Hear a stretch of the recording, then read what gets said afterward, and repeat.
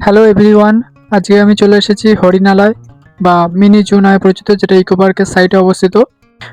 50 টাকা দিয়ে টিকিট সংগ্রহ করে চলে গেছিলাম ভেতরে। হরিণালয় নাম বলেই যে শুধুমাত্র হরিণ দেখতে পাবেন ব্যাপারটা কিন্তু এমন নয়। এখানে আরও অনেক রকম জীবজন্তু এবং পাখি দেখতে পাবেন। প্রথমেই দেখতে পাবেন যেটা ম্যাকাও পাখি।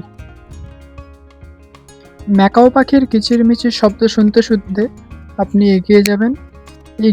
কিছুটা এগিয়ে যাওয়ার পরেই আপনি দেখতে পাবেন রাজহাঁস কিছু জন একটা খোঁজাখুঁজি করছে, মনে হচ্ছে যেন তার জীবনসঙ্গীকে খুঁজছে, কিন্তু পেছন থেকে তার জীবনসঙ্গী বলছে এই যে আমি এখানে দাঁড়িয়ে আছি।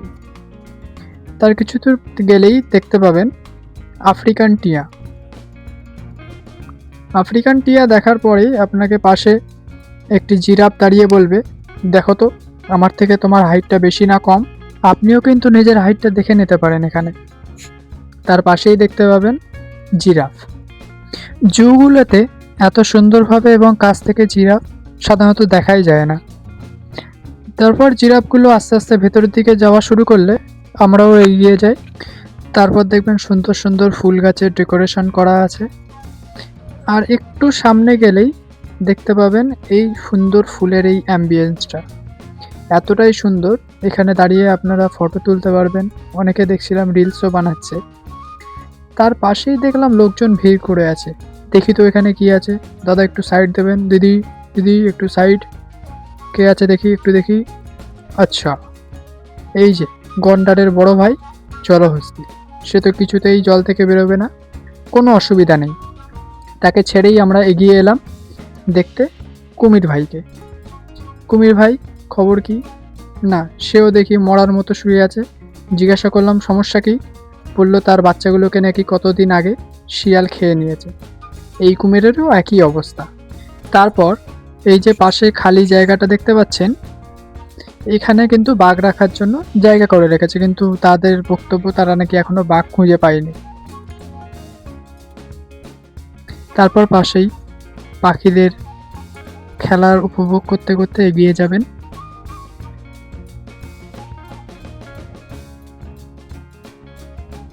তার পাশে দেখি আবার একটা কুমির, তারও একই অবস্থা, শুয়ে পড়ে আছে।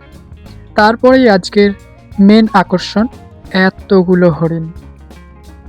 কমপক্ষে 50-এর অধিক তো হবেই। এত কাছ থেকে এবং এতগুলো হরিণ এর আগে আমি কখনো দেখিনি। আপনারা যদি কখনো দেখে থাকেন বলবেন, আর যদি না দেখে থাকেন অবশ্যই হরিণালয় একবার হলেও আপনাকে আসতেই হবে।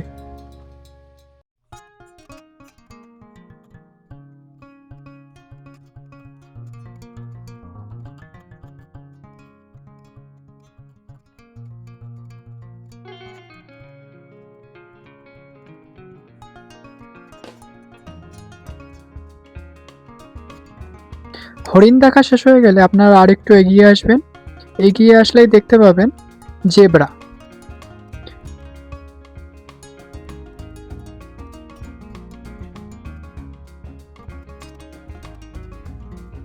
জেব্রা দেখা শেষ হয়ে গেলে তারপরে আপনারা চাইলে এই যে নেচার্স ক্যাফেটা আছে, এখানে কিছু খাওয়া দাওয়া করতে পারেন।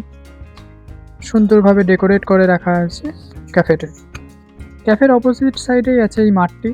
এই মাঠে আপনারা চাইলে বসে বিশ্রাম নিতে পারেন এবং সাথে বাচ্চাদের নিয়ে গেলে তারা খেলাধুলা করতে পারবে, যেমন ব্যাডমিন্টন, ক্রিকেট, ফুটবল।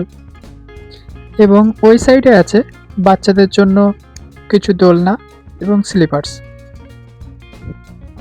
এই ছিল হরিণালয়ের পুরো ভ্রমণ।